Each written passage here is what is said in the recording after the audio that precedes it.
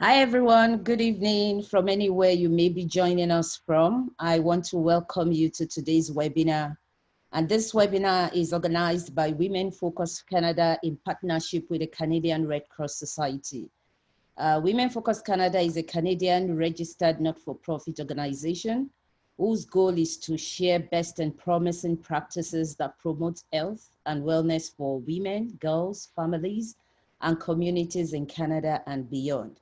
Women Focus Canada mandates include addressing gender-based violence and trauma, promoting physical, mental, psychological health, and gender rights and equality for girls and women, to build capacity and empower individuals to improve their lives and contribute to the social economic development of their communities.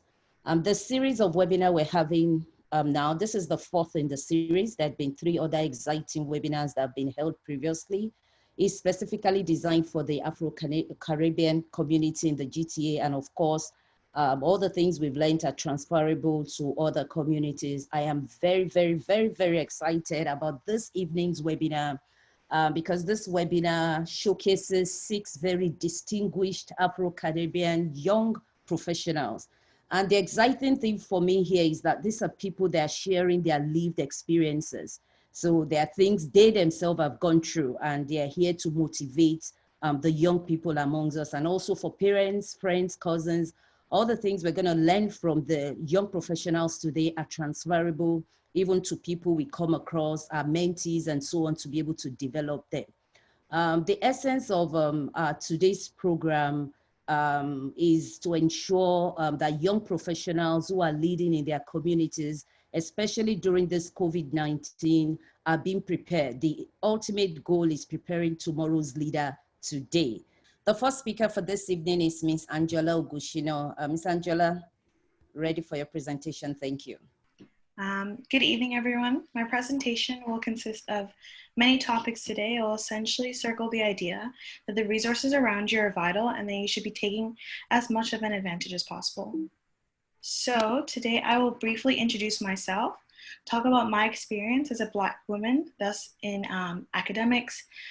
We'll delve into ways to apply yourself to reach your own goals, and then a short discussion on using your own strengths. So my name is Angela Alua Gushno, but most people call me Angie. As my bio reads, I received a Bachelor of Science honors where I majored in life sciences and a Smith School of Business certificate at Queen's University, a school that lacks quite a bit of diversity, which brings upon its own microaggressions, which I will discuss later. I am now working towards an international medical science postgraduate diploma at the University of Central Lancashire, where I'll ultimately attain an MD. And today was my first day, so if I look a little tired, it's because I woke up at 5:30 in the morning. But I'm very happy to be here. During the application process, because of the recent pandemic, as many of people have been affected, a lot of my interviews for postgraduate institutions were actually online. So this was certainly a new for me, since all my interviews before postgrad were in person. That's how I've adapted. That's how I've learned to take interviews. I normally feed off the room, feed off the energy of the people in the room. And that's how I've known to do well in interviews. However, I had to teach myself to adapt to this new normal, and I still practice interviewing with my friends and families, but kind of understood of how can I use my charm and my charisma through a screen. So going into them, I just treated them like regular in-person interviews, what I would do in an in-person interviews. And going forward, many institutions are actually going to instill these online interviews, as it actually saved myself a lot of money from flying to different areas or driving to different areas, as well as will save many applicants in the future a few extra dollars at the end of the day. I would still advise you to treat these online interviews the same way you would in person. As an interviewer, I can see everything from how you dress, your eye contact, and your overall charisma.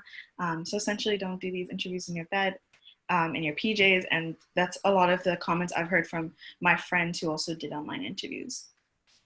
So quickly, during my undergraduate, for 2 years, I was the president of the Queen's Black Medical Association, something I found with a friend with a couple of my friends when I was in second year, actually, which is a student-run nonprofit organization that strives to create a welcoming community for all students, particularly those who identify with an underrepresented group on campus. So if you envision Queens, that is a very, very small group, but these were individuals who hope to pursue a career in medicine.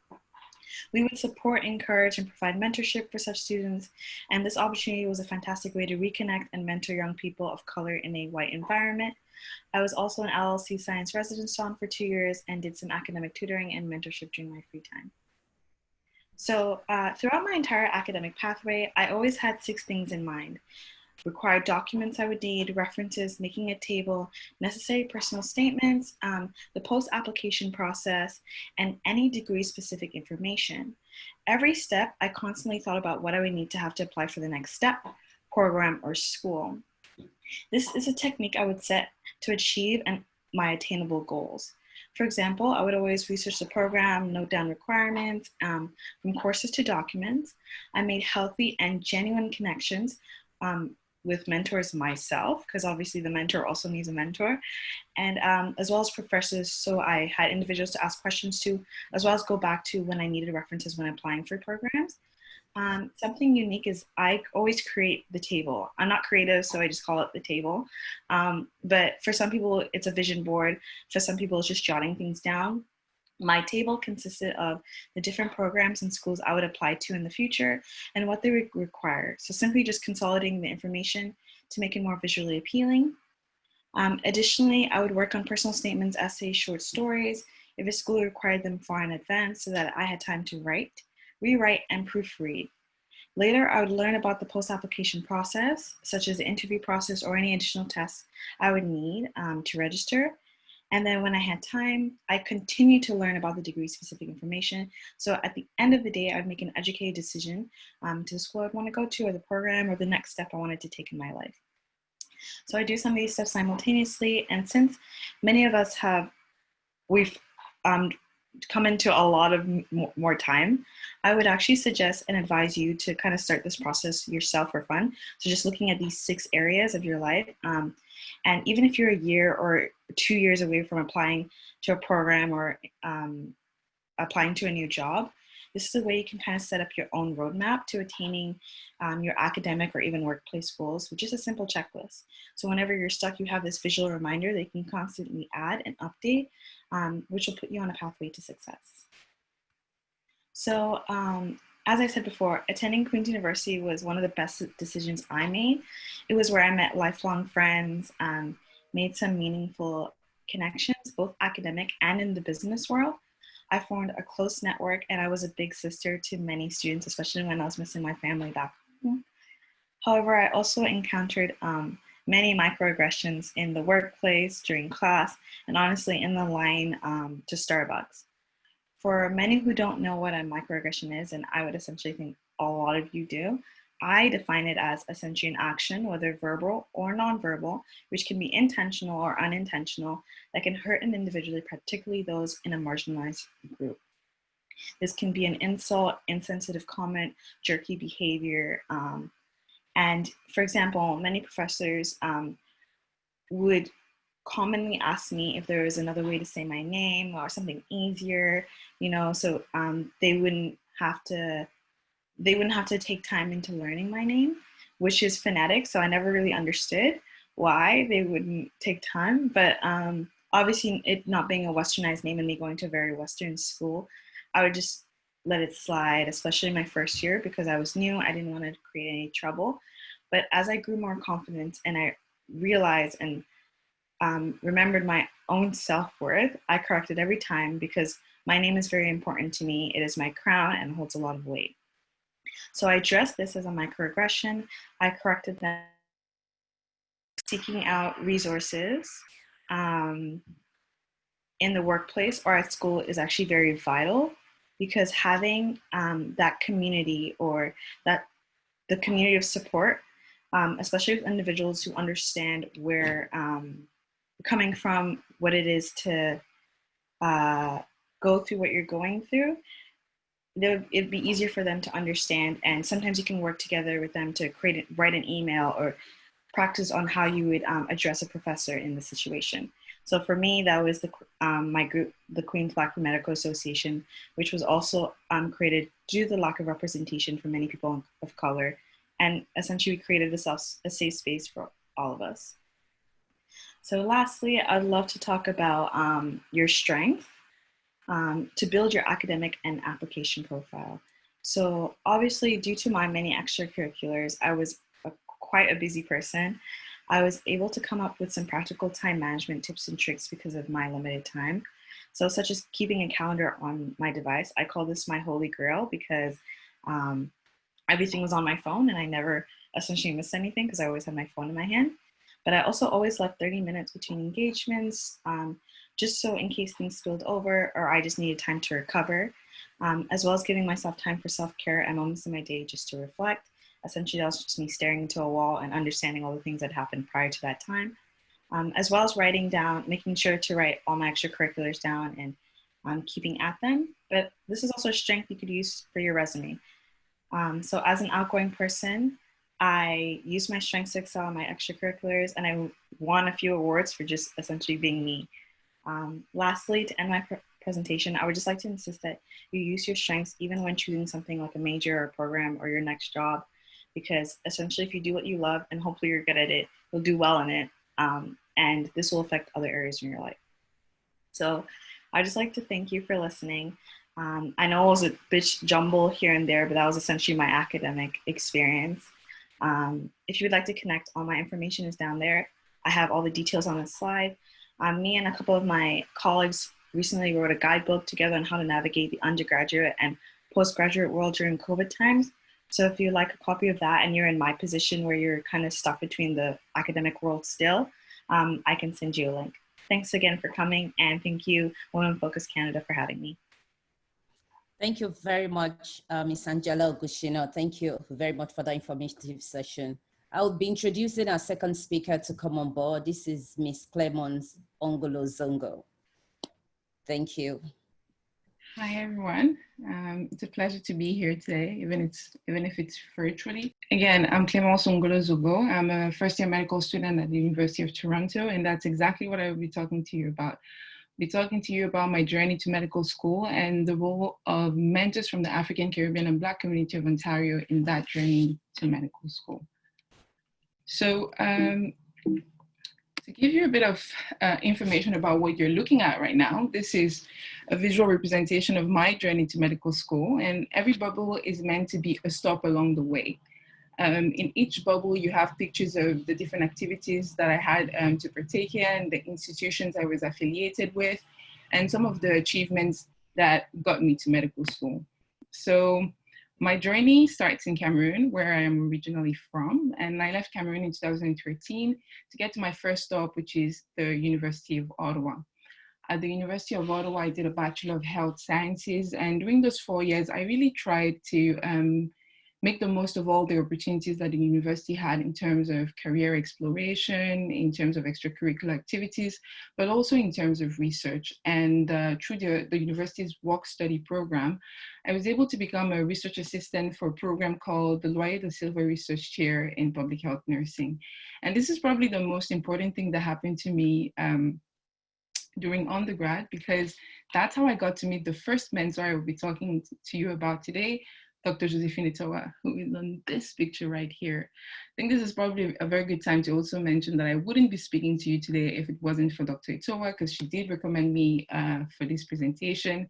And mind you, my position with her ended in 2017 and we're in 2020, and she's still pushing me in the direction of opportunities. So thank you very much, Dr. Itowa, if you're listening to us today. So while I worked with Dr. Itowa, it was a very enriching experience for me because I learned so much. She introduced me to the concept of health equity research. She instilled in me the importance of engaging African, Caribbean, and Black communities in research about them and about your health.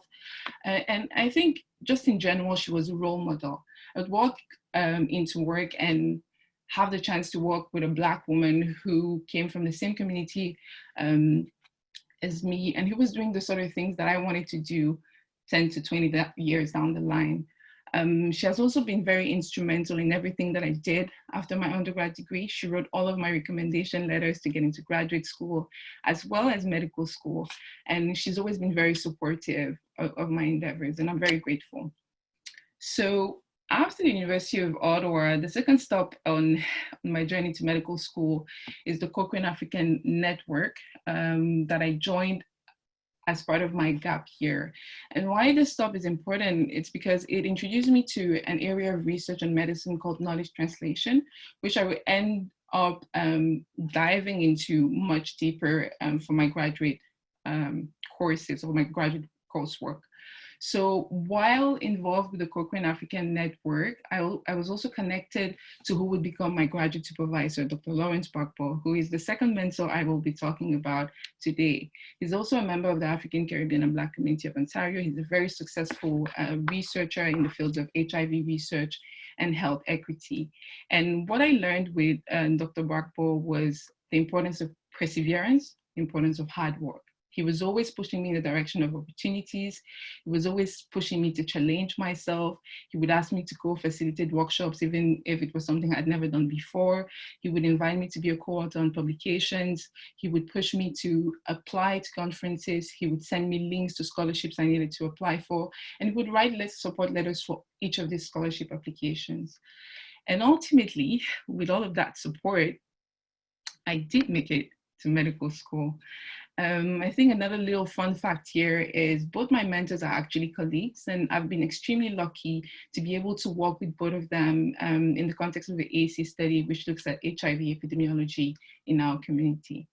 So some of the examples that I've given today, I think, are very well illustrated in the American Psychological Association's established mentor roles. And I've listed some of them here for you. And I'd like you to just look at these mentor roles and think about your personal experiences with mentorship, be it as a mentor or as a mentee, and think about how your mentor-mentee relationships fit within these career roles. And if you don't have a mentor, think about how these roles might fit with a mentor that you're looking to get.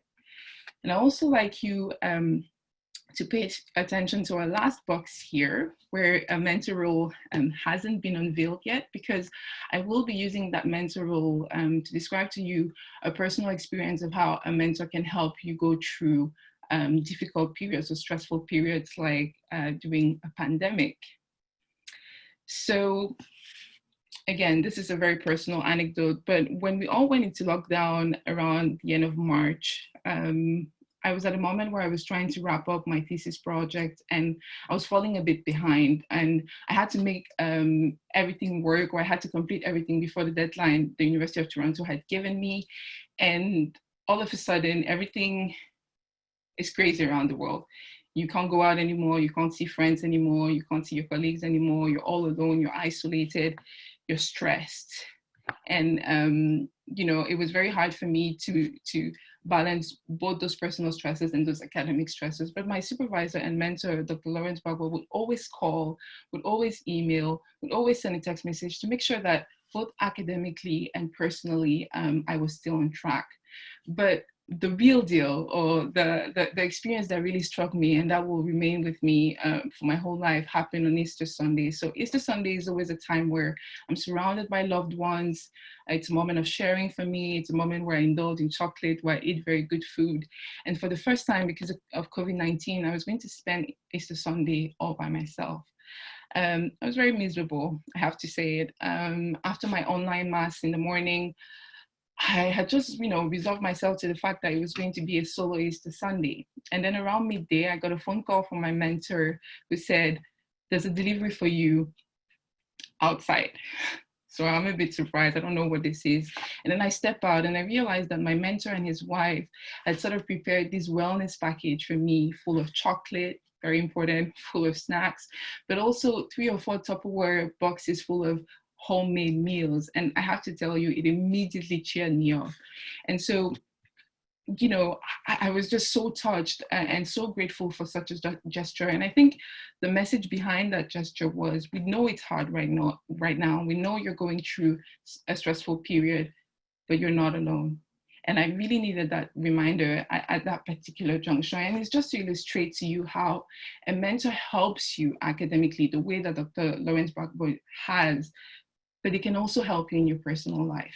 It can also provide the psychosocial support you need in stressful times like the pandemic.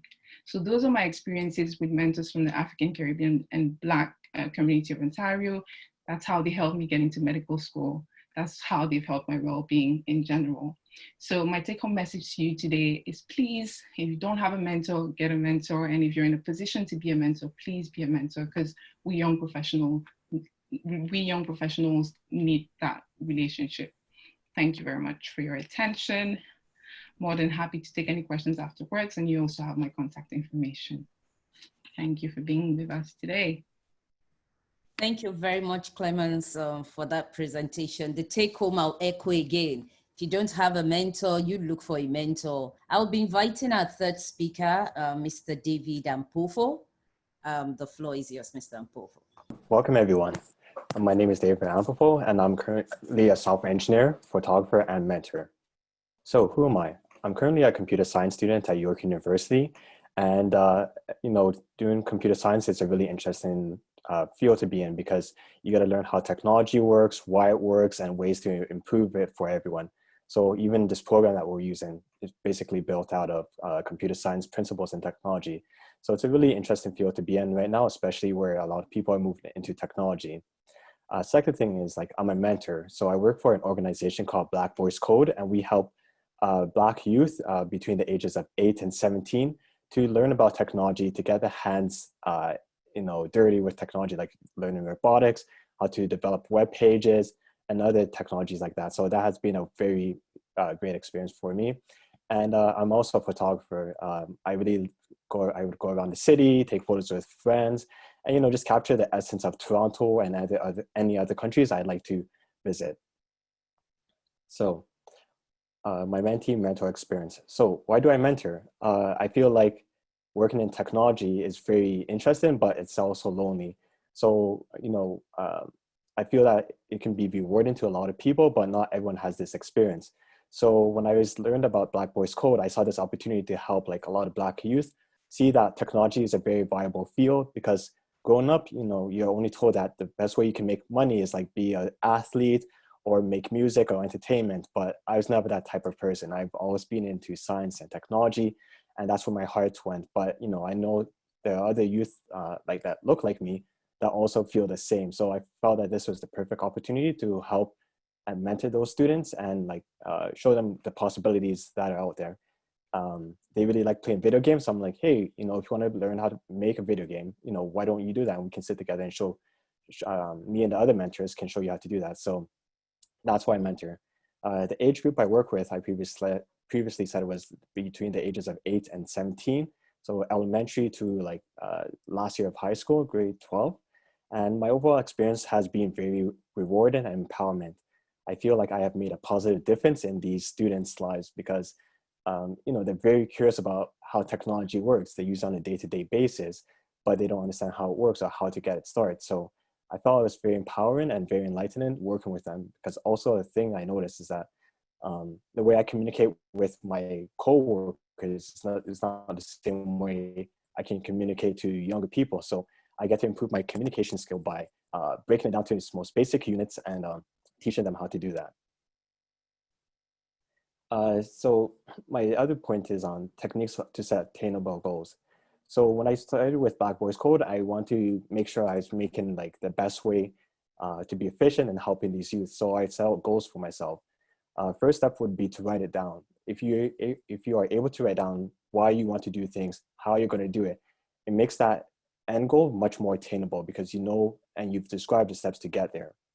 Another thing I would use is also a calendar to set the dates that I want to get these goals completed by. So Black Voice Code would be every weekend. So I'd make sure that throughout the week, I would be prepared for it by reviewing certain computer science principles, reviewing certain technologies that are available that we might be used, and even experiment with myself. And I say by the end of the week, this is what I want to get done.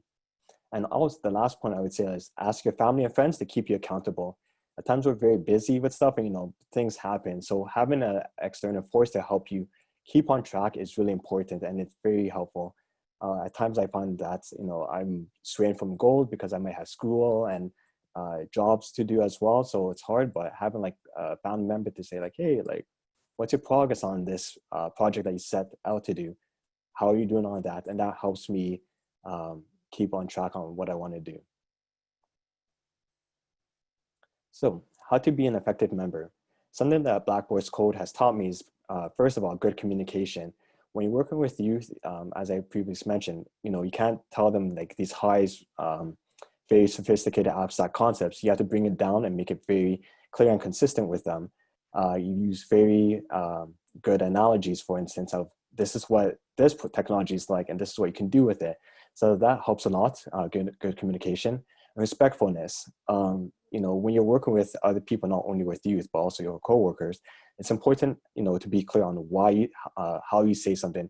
If you're rude and arrogant, you're not going to make it very far in any technology.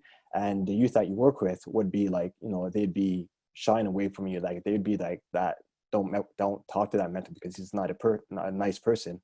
So I'd say respectfulness is also coming in with good communication. Reliability is also an important fact to be an effective team member. You need to have like a track record of getting things done within a certain amount of time. If you're flaky and stuff like that, again, this is, you're going to have a hard time at any industry you're in. So you need to be reliable. If you say you're going to be somewhere at a certain time, be there. If you're going to say you're going to do something by a certain time, be there. And if you can't make it at those points, this ties into point number one. Have good communication. Tell the person ahead of time that, hey, I cannot make it for this time, I'm running late or something like that, and people will appreciate it. And my last point is like, have good problem solving skills. I critically think through a problem. If your computer, is not working, like the first step might be, well, first of all, is it turned on? No? Or yes? Okay, cool. Now, why isn't it working? And then from there, you break down the problem until you get that computer working. And effective time management tips. I would say like, some of us, we get busy with life and, so forth. So I'd recommend apps like Rescue Time and Focus Keeper, apps that you can find on the App Store or Google Play. And these apps can help you, manage your time better, because if you set out when you need to get things done, these apps can help you like focus down and narrow down what you need to do. A second thing I would say, like set a time limit to complete a task. As I mentioned earlier, like whenever I have mentorships on like the weekend, I say like, okay, I need to set this amount of time to learn this technology. So when the youth are having like, issues, I can help them think through the problem. So I usually set to myself like a time to get a task done. And prioritize wisely. Is what you're doing right now like necessary, or could it really help you get where you need to do? Of course, like we all need some time to like relax and stuff like that. So, if you're on Netflix, that's fine. But if you're on it all the time, and like you have deadlines coming up, you need to switch your priority to be focusing on that project. And this ties into this stuff, same point of removing non-essential tasks and activities. And my last point is plan ahead. If you're able to set goals for yourself and like where you want to be in the X amount of time, you will make it there. That's for certain. So how do all these tips tie into the fact of how do these tips help like the Afro community during COVID-19? I would say that the best way to navigate uncertainty is to develop a detailed plan.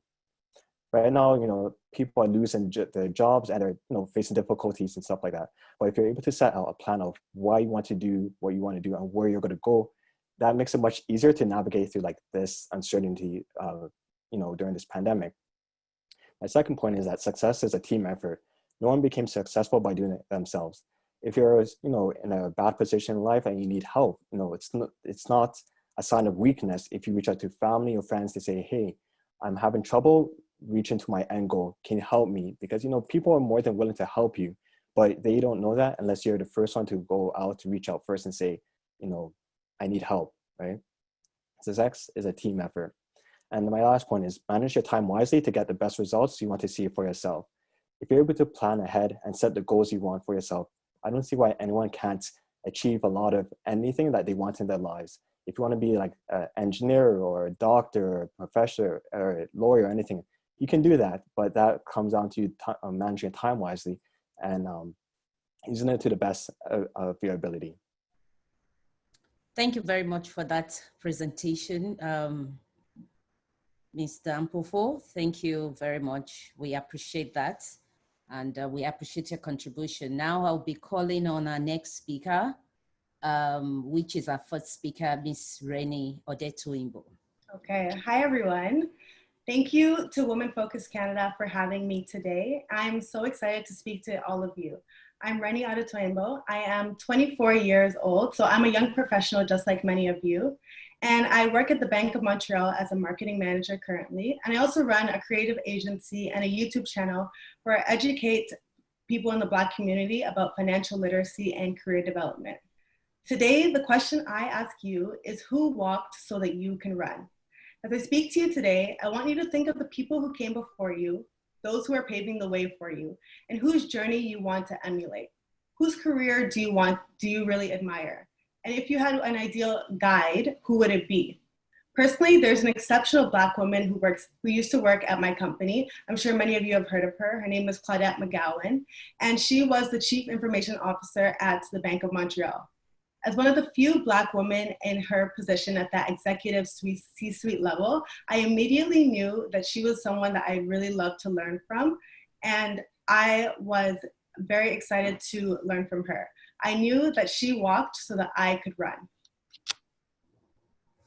So as a young professional, mentorship and sponsorship have been a crucial part of my journey to getting me where I am today.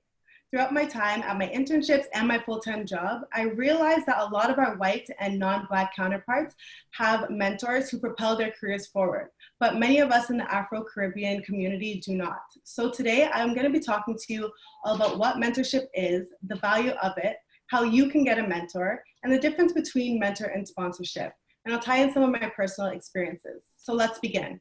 I want this to be an interactive session, so make sure you're talking in the chat box and answering any questions that I ask. So during COVID-19, I know that a lot has changed for us all. You may have recently graduated and been in the middle of your job search and it was abruptly stopped because of shifts in the industry, or you may have completely been laid off of your job. Or you may have been blessed enough to keep your job, but you're navigating how to work from home remotely right now. Whatever your situation is, I know that we're all going through it, but I know that despite that, we all have responsibilities to our career, and our careers cannot stop growing because COVID-19 has appeared. So it may feel like your career growth has come to a halt, but I hope that today my presentation, as well as the other speakers who are speaking today, through that you will be inspired to find alternative methods to keep going. In tough times, mentorship can really make the difference between giving up and moving forward. So let's backtrack a bit. What is mentorship to you? If you have any ideas, let me know in the chat box. Just let me know exactly what mentorship means to you.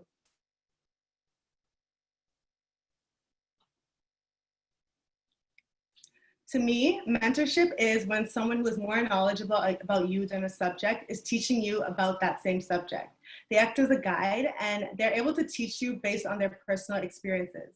So the title of this talk is Who Walks So That You Can Run? And what that really means in terms of mentorship is that the mentor has gone through a path that you want to go through in the future, and they can provide you with some tips and tricks so you don't have to make the same mistakes that they did. A mentor does not have to be older than you. They do not have to be more senior than you. They're just someone who is they can be someone who is the same age as you or even younger, but they just have experience in an area that you don't. So for example, I work in digital marketing, and say I wanted to learn more about print marketing. Meeting someone who was on the same level as me but just works in print marketing would be a great way to get mentorship. Mentorship is truly the reason why I've had, for my last 4 roles, I haven't had to apply for any of them formally, simply because of mentorship and sponsorship. So personally, I've had many mentors in my career, and I think it's very important not just to have one mentor, but to have a variety of mentors who can provide guidance. And I like to see these people as my personal board of directors. They really are able to, having multiple mentors really allows you to get varying opinions, and then you can make an informed decision. So the value of mentorship to me can be categorized in the 3 C's. So first off, a counselor. A counselor is really somebody who is able to listen to your ideas and listen to you express your problems, and you can run things by them. They're a listening ear who helps you reflect on what you have done and then works with you to make better decisions for next time. Again, a mentor should not tell you what to do, but they should be able to work through the problems that you have and help you figure it out. Next, a mentor is a consultant. So if you are strategic in choosing your mentor, which you should be, I hope you are strategic in choosing your mentor, they have a wealth of knowledge and on topics that you are interested in. So say you're interested in learning more about leadership or some specific industry expertise or career growth. As a mentee, you're able to tap into your mentor's knowledge base, and they can provide you with their knowledge and expertise so you can avoid many of the mistakes that they made. Lastly, a mentor acts as a cheerleader. I know cheerleader seems a bit cliche, but cheerleaders are here to cheer you on through your journey. So the hope is that you are learning a lot from your mentor and taking steps to achieve your goal while meeting with them. But each step that you take needs to be celebrated. So for example, when I started cold emailing people as a suggestion from my mentor and I got a job as a result, my mentor cheered me on along the way. So now that you know what a mentor is and the value of a mentor, does anybody want one? Just leave that in the chat box again. Let me know if any of you want to have a mentor.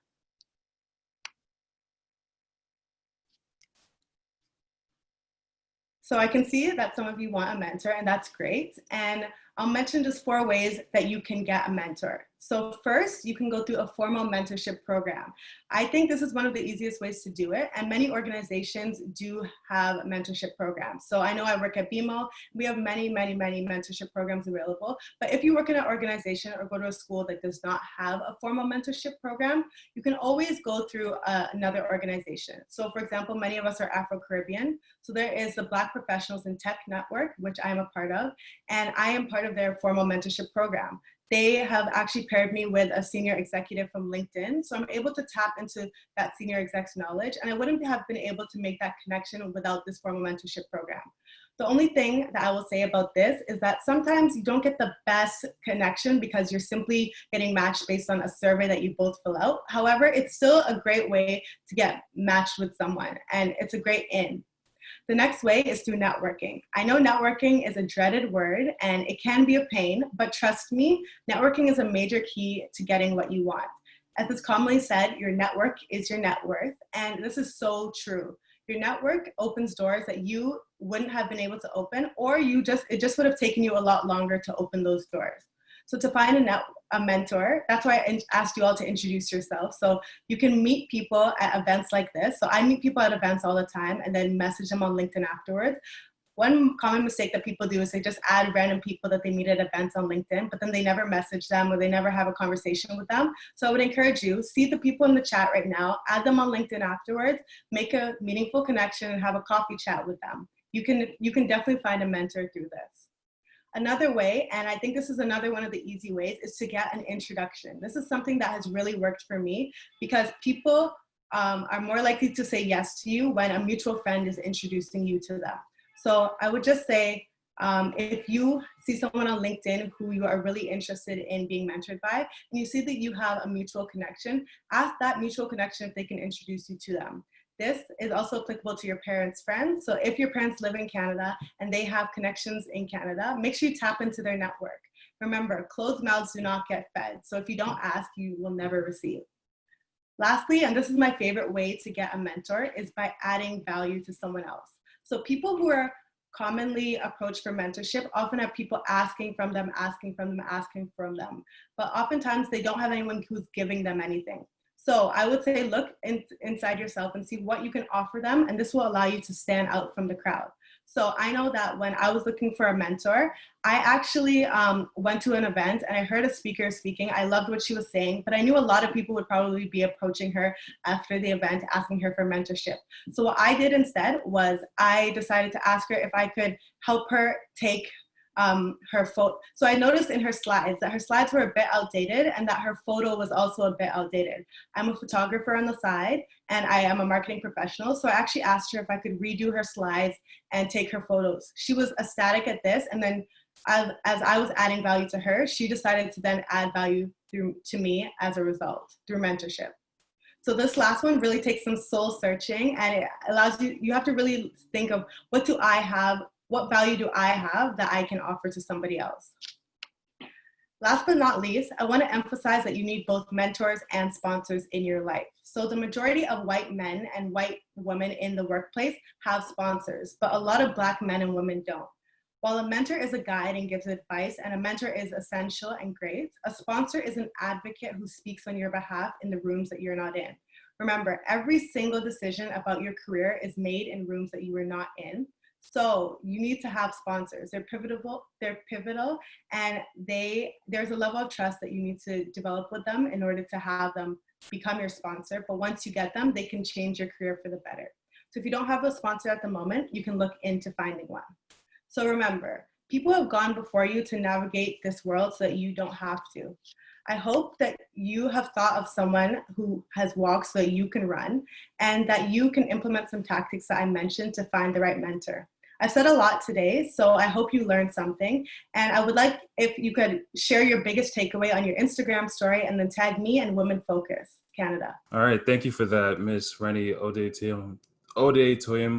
Hello, everyone. My name is Banky Adewale, and I'll be moderating for the rest of the evening.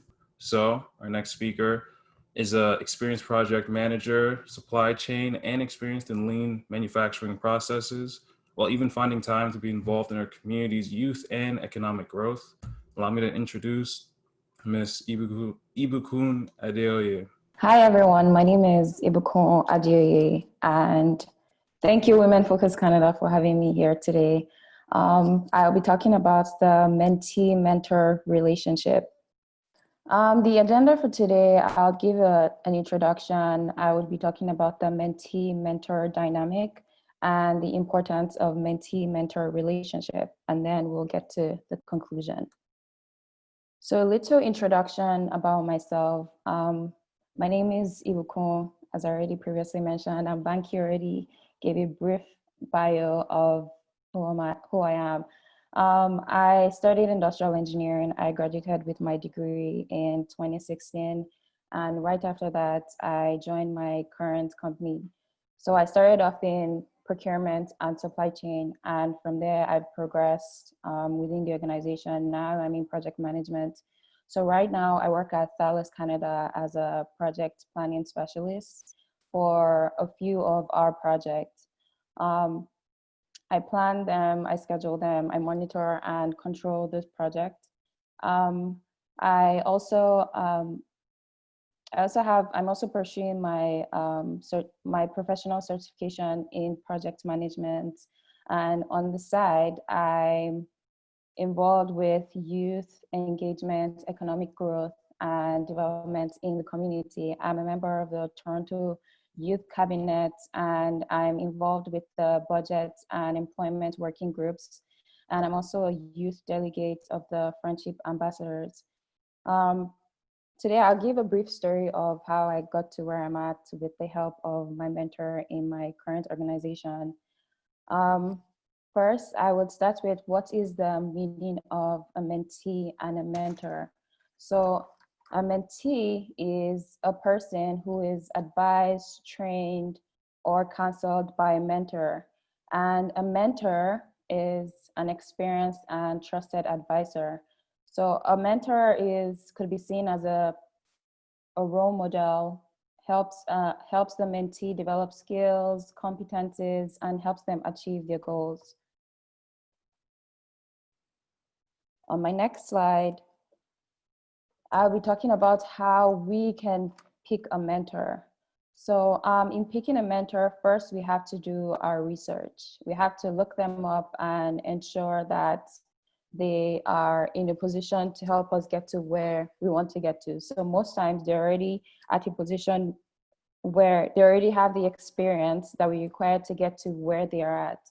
So we have to look at if this person can guide us, if they meet our expectations that we aim to achieve to get to where they're at in their career. And we also have to look if they could support us and provide the necessary guidance that we would need. When approaching a mentor, we have to schedule an initial conversation, clearly describe the guidance we're looking for, and confirm our willingness to do the necessary work and follow through, because follow through is very important. Most times we start up these conversations And as time goes by, everything goes quiet and most people don't follow through. And people are actually out there to help us if we reach out. And another one would be we have to acknowledge and respect the individual's time, because everybody has their own things that they're working on the side or in their careers. And my next point is for how to be a good mentee. And in order to be a good mentee, we have to remember that our mentor is a volunteer. We have to talk responsibly for them to help us out. We have to be respectful of their time. We have to set realistic expectations. And we have to come to each meeting with a prepared agenda. We also have to be open about our needs and provide feedback to our mentor. A little story about how my mentor and how I was able to go through these 3 steps in my own career journey. So when I started out in my current role, I had no experience, and I just actually finished from my previous role as a contractor.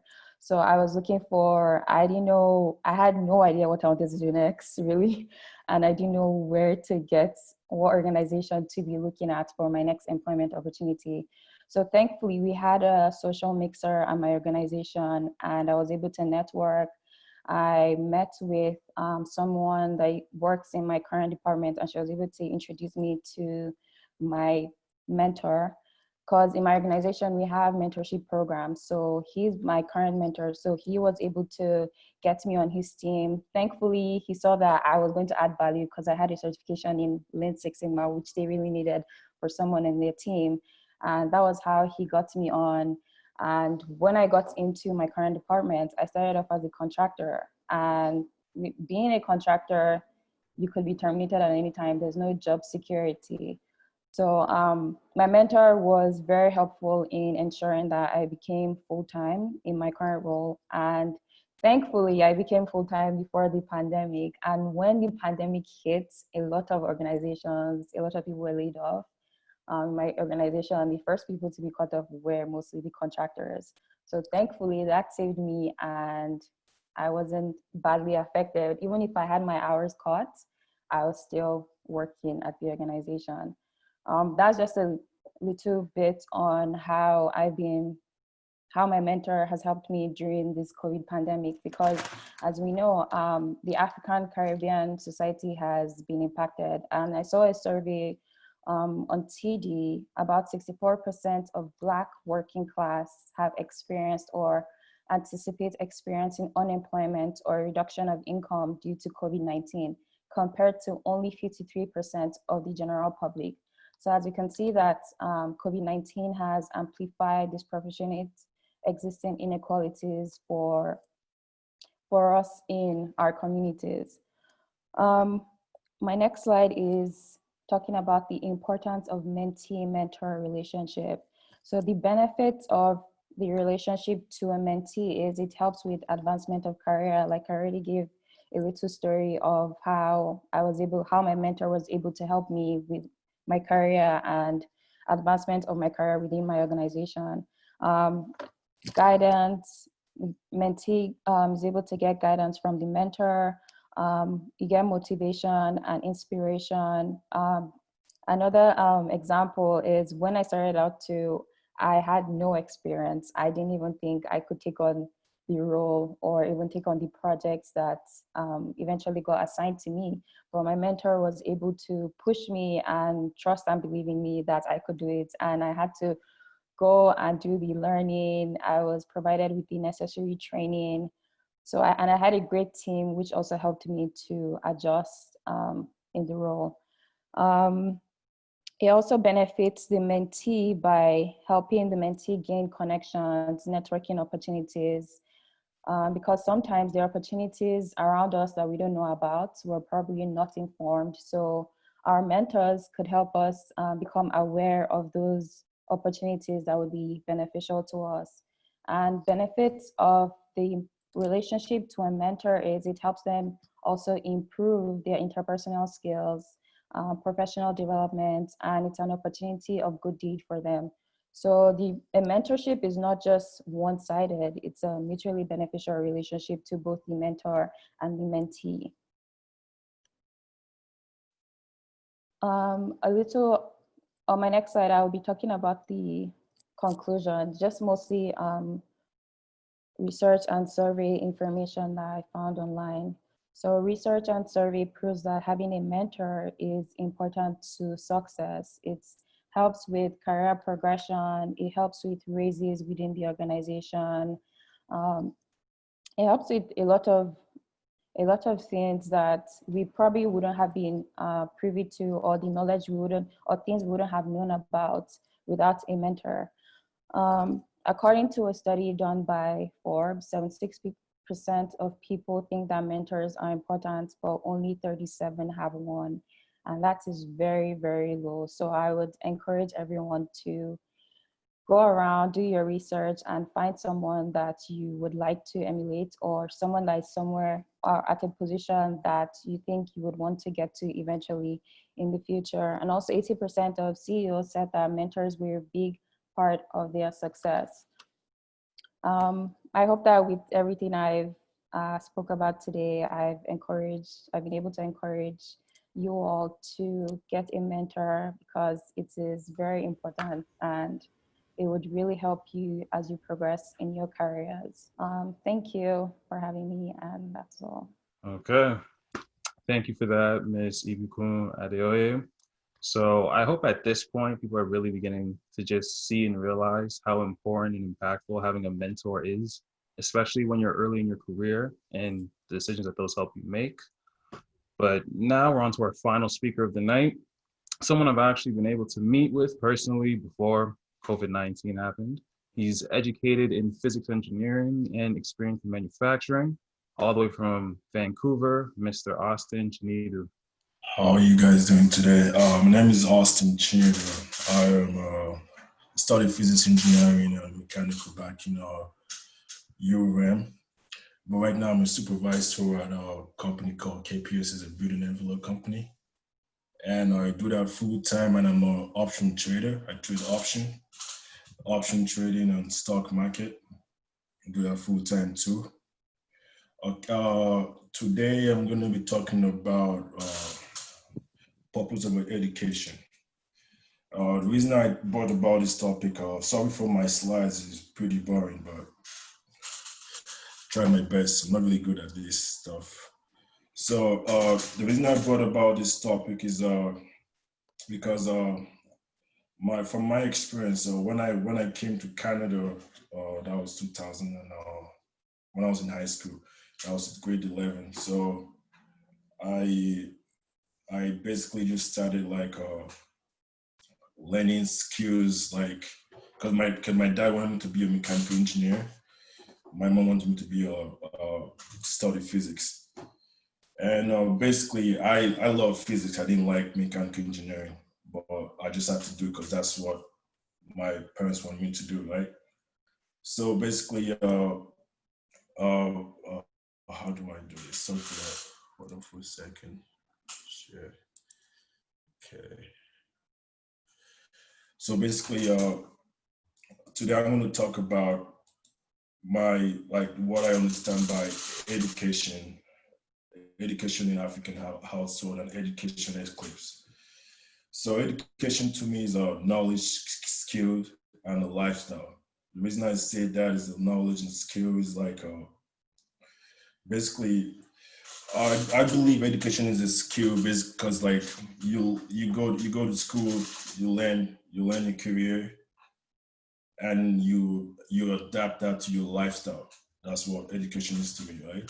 And I think that's what education is basically to everyone. So you go to school, you want to be an accountant, you want to be an engineer, you want to be like a doctor, you learn that skill, then you adapt that to your lifestyle. And the tricky part about that is like, as an African household, sometimes your family basically want you to get into education because they want you to be comfortable.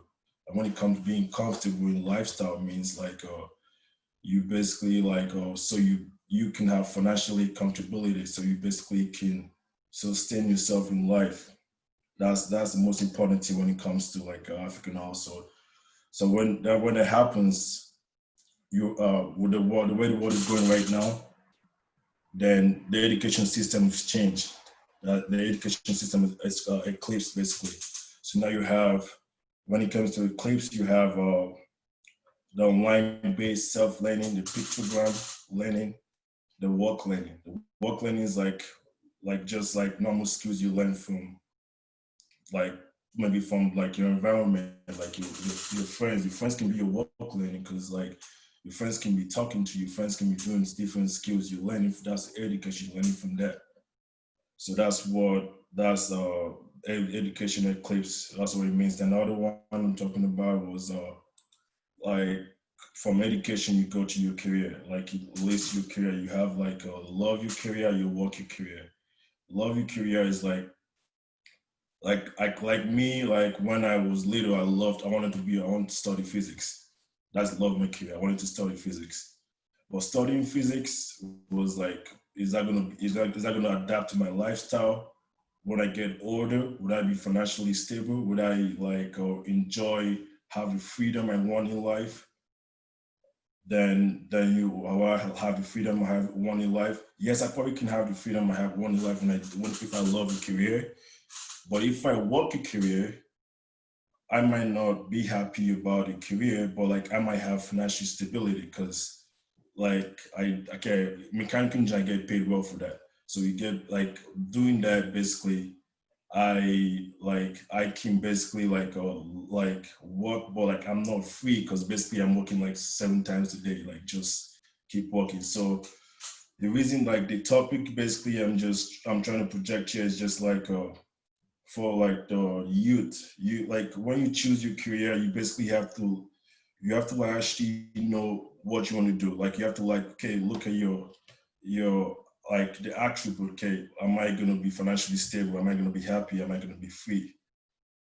Like that's what results to happiness. Because sometimes we tend to choose a career based on financial stability. Sometimes we tend to choose a career based on freedom. But we gotta find a happy medium. Like, hey, what I'm doing this, okay, is this gonna help me out in the long run? Is this gonna help me out in the short run?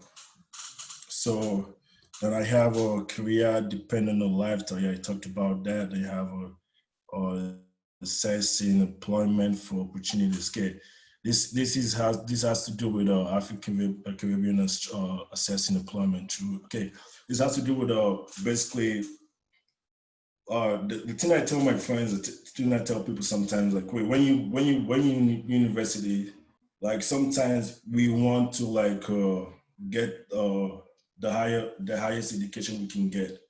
Sometimes that might be really bad, like with my own experience, because like when I was in school, I tried to like work out of school, like get experience, like do co-ops. And when I was out of school, when I finished school, that helped me a lot because I had jobs offers. Like I was thank to God, like I had the opportunity to like, I want to work in this company. I had the job. Why? Because I had the education and I had the work experience because I did a work experience while I was in school. So it helped me out a lot. So like when it comes to the African youth and Caribbean youth, like African Caribbean youth, my advice to us is to like you try to like try different career paths and see what fits you. That is good because you're gonna find something that you're in love with and something can actually help you financially stable. And at the same time, again, you is gonna help you get experience, work experience. So when you're out of that education system, you have access to like you have access to jobs and that will help like because the something about okay, say how to prepare and how to have a video interview. Like my own technique on that is like I just have the confidence because like I have a work experience. So I don't really like know how to prepare for that just because I have the confidence because I have the work experience. So like I know what when I go for interview, I know what to talk about and what to expect from me. So and what else again do I have? here. Oh, this is not, sorry for that. This is not, can move it on, okay. Then I have,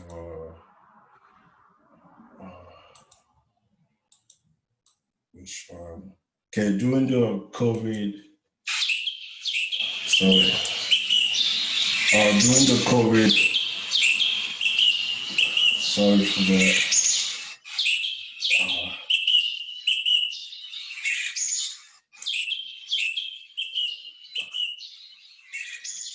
Sorry, that's my my wallet. Like it's just so during the COVID period, COVID effect on education, financial stability. Yeah, during the COVID periods, things are like basically being different when it comes to like financial stability. Like sometimes people got like lost their jobs and stuff like that, and it's been difficult for careers. Some people like can't afford to like sustain like a lifestyle, and it is really difficult. But things like that, which I don't know, it all depends on like your like what you anticipate. Basically, like you have to be ready for this situation. Sometimes we're not ready for it because it just happens. But what helps better is just like you like you work on like the mentorship stuff is better. You get a mentor that like can help you with developing a skill to save and developing a skill to like prepare for like situations like crises that can afford like what you don't expect. I think that's all I can talk about today. Thank you for that, Mr. Austin Chinidu. So first, thank you to all of our guest speakers for coming out tonight and sharing with everyone. Thank you to all of our staff working behind the scenes, setting up and promoting the event. And thank you to the audience for spending tonight with us. We went a little bit longer than usual, but thank you everyone for sharing your evening with us. And we hope that you learned something tonight, something you can use to improve your lives. You know, COVID-19 has been especially hard on new graduates and people that are pretty early in their career. And we hope that if nothing else, that you at least gain some hope and a little bit of motivation. But my name is Banky Adewale, and on behalf of Women Focus in partnership with the Canadian Red Cross, we see you next week.